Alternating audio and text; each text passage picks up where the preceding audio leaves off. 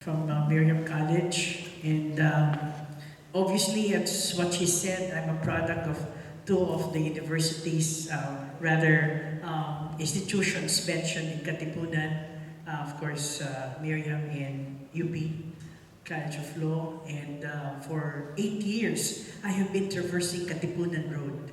And what Katipunan Road represents, the universities that we are, that have come together for this endeavor. But let me just address Attorney Angelo Jimenez, the vibrant and dynamic president of the University of the Philippines, the two other presidents, Father Yap and of course Dr. Grace Favila, Dr. Rosalie Arcana Hall, Executive Director of the UP Center for Integrated Development Studies, the representative from the Konrad Adenauer, country manager here in the Philippines, colleagues in the government and a member of the Diplomatic Corps, I think, from Australia, distinguished guests. Magandang umaga po sa inyong lahat.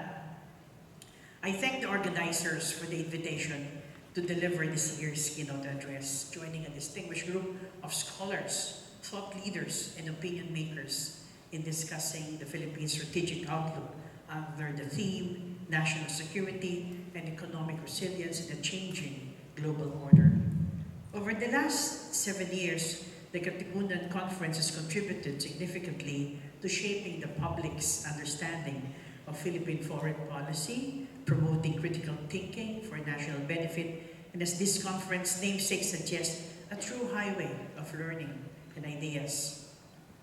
To say that we are living in interesting times is an understatement in the first 9 months of this year alone, as we have witnessed increasing tensions in the Middle East, an alarming humanitarian crisis in Gaza, followed by a dramatic ceasefire agreement which was signed just, I think, yesterday or the other day, an uptick in violence of the Ukraine conflict, tit-for-tat tariff wars, border clashes in the South and Southeast Asia, appalling attacks on civilians in Myanmar, Sudan, and Palestine, and the resurgence of illegal, coercive, aggressive, and deceptive actions against Philippine vessels in the West Philippine Sea.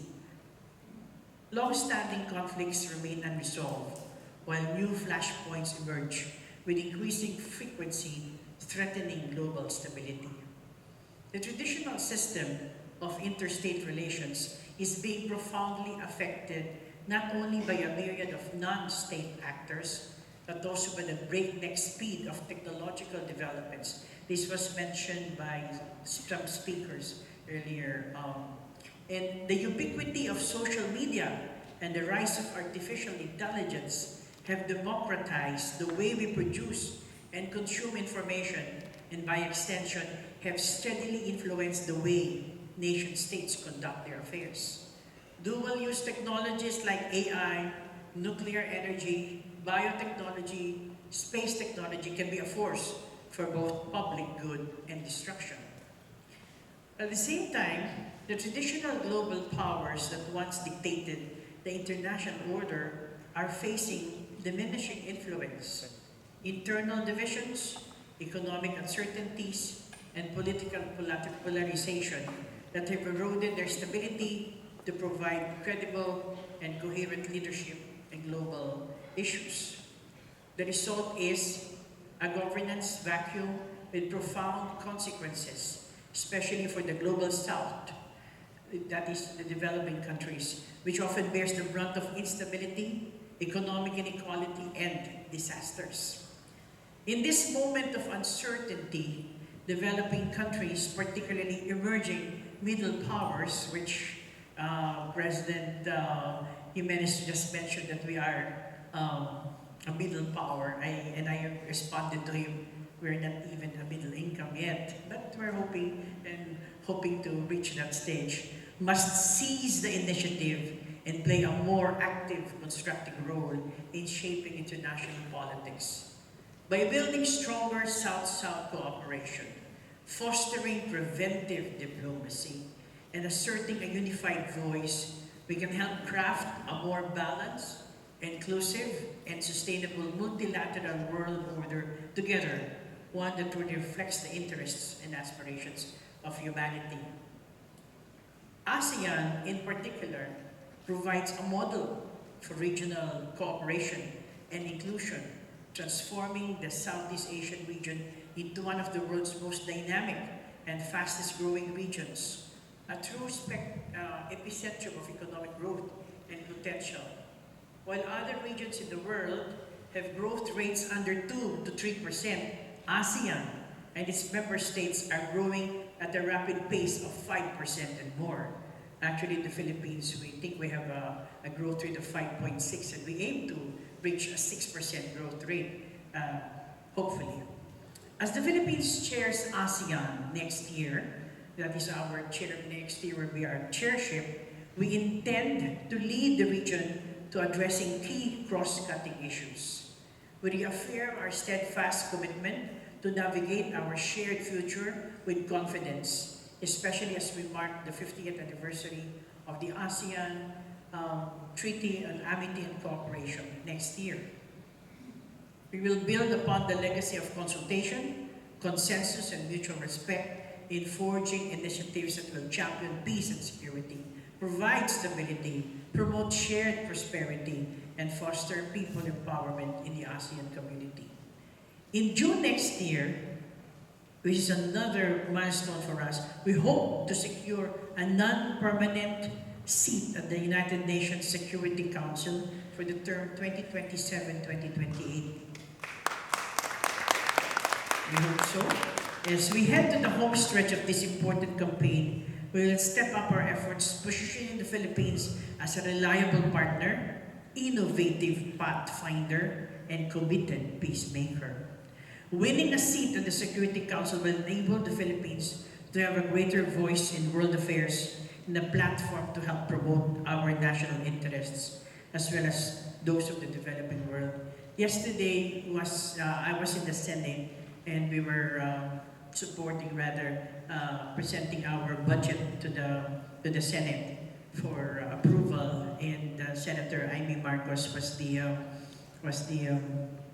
chair at that time, and she asked the question, so what can we get out of becoming a non-permanent member of the Security Council? And I said, and I responded, basically there are three things that we can project ourselves in something that will benefit us, and there are 3 points. I said, peace and security, maritime cooperation, climate change, and these are all cross-cutting issues. As the Philippines prepares to take on a leadership role in world affairs, our foreign policy must be anchored on certain key principles, which the President himself has enunciated on several occasions. First, rules-based multilateral system, firmly founded on the sovereign equality of states, remains our best guarantee to ensure that our voice is heard on the global stage. All states, regardless of size, military strength, or economic clout, have the agency to pursue their legitimate interests. No country is a mere spectator. All countries have to play a role in shaping the international system. We saw this in July, just to cite an example, when the International Court of Justice issued a unanimous advisory opinion emphasizing that states had an obligation to prevent and mitigate climate change and its harmful effects in response to a petition initiated by Vanuatu and co-sponsored by the small island developing states. The advisory opinion codifies the state's legal obligations with regard to climate change and sets precedents for future climate-related negotiations, such as the forthcoming 30th Conference of Parties in November in Brazil. Second, the rule of law should continue to underpin our multilateral system. International law is the great equalizer.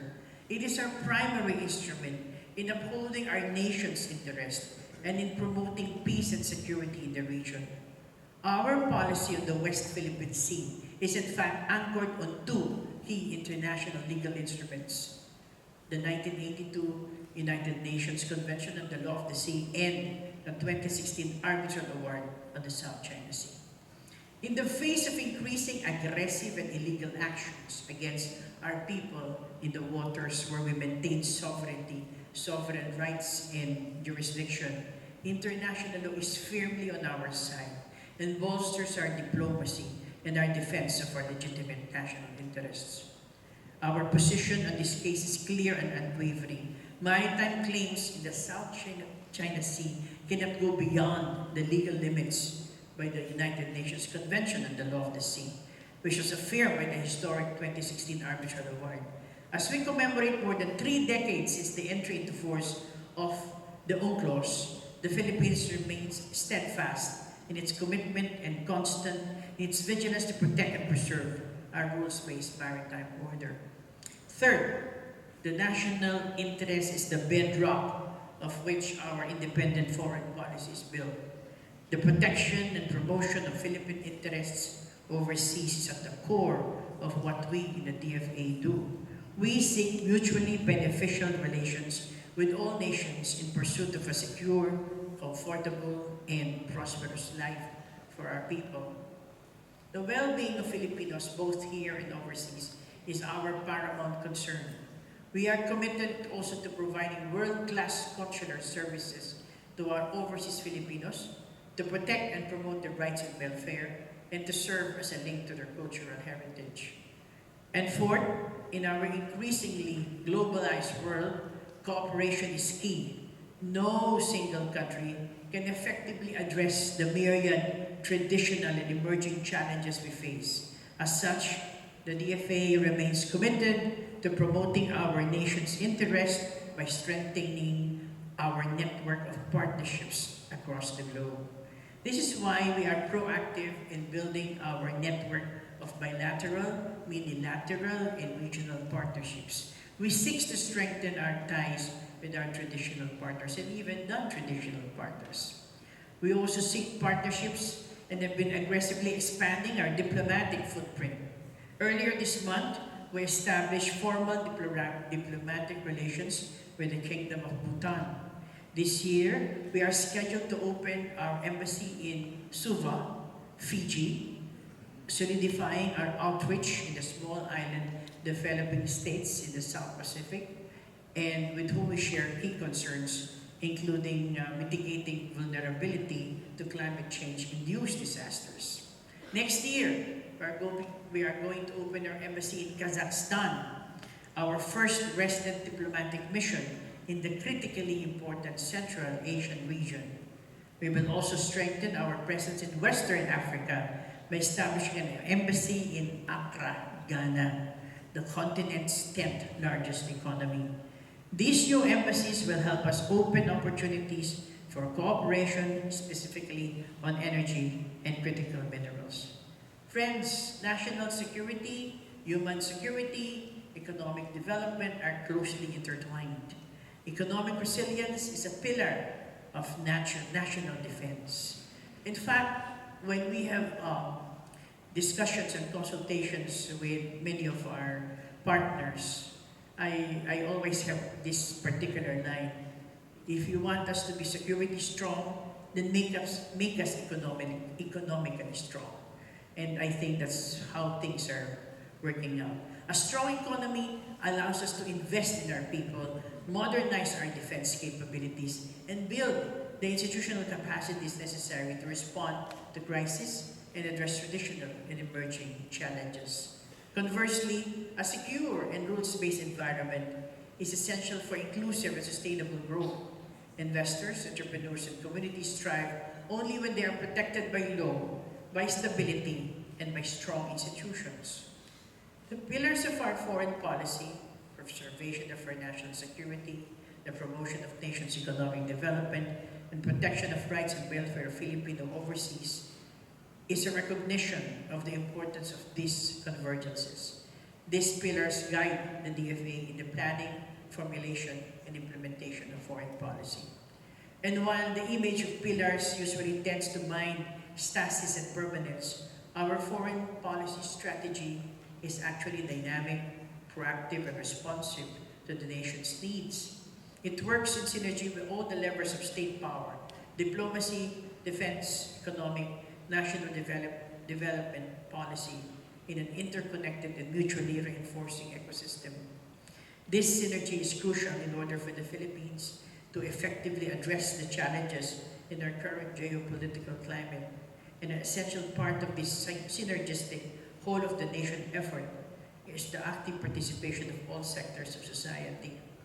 Despite the proliferation of opinion makers on traditional media, as well as armchair experts on social media, foreign affairs can still seem arcane.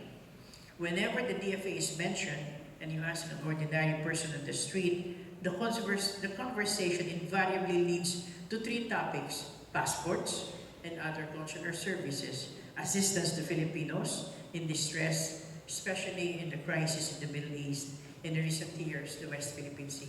So, dito lang umiikot yung paningin ng mga tao, ng ordinaryong tao, when you talk about DFA. But of course, it's really more than that.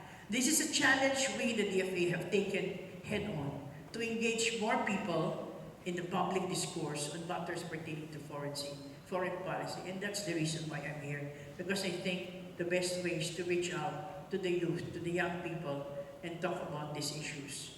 We have launched also a more aggressive public diplomacy campaign going to schools and universities outside Metro Manila.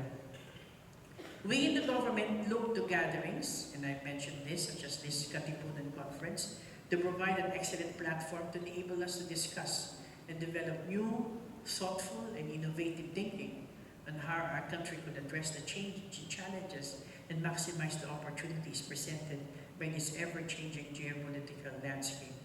In this increasingly crowded information space, where the virulence of mis- and disinformation is fueled by the oftentimes unchecked pervasiveness of social media, your role as scholars, teachers, thought leaders, and opinion makers is more crucial in spreading accurate information and fostering critical thinking and thoughtful discussion. In closing, allow me to congratulate again the organizers of the 7th Katipunan Conference and to convey on behalf of the women and men of the Department of Foreign Affairs our commitment to work in partnership with academia and other stakeholders to develop innovative approaches to address these emerging challenges and to elevate the narrative of the Philippine foreign policy for domestic stakeholders. Maraming salamat po. Mabuhay tayong lahat.